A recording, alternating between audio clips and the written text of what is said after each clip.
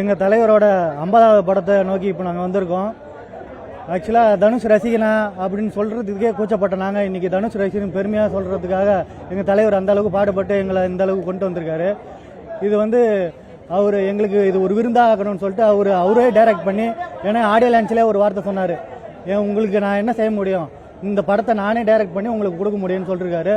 அந்த அளவுக்கு அவர் நம்பிக்கையாக சொல்லியிருக்காருன்னா இந்த படம் மாபெரும் வெற்றி அடையும். செய்திகளை உடனுக்குடனும் துல்லியமாகவும் தெரிந்து கொள்ள சப்ஸ்கிரைப் பண்ணுங்க.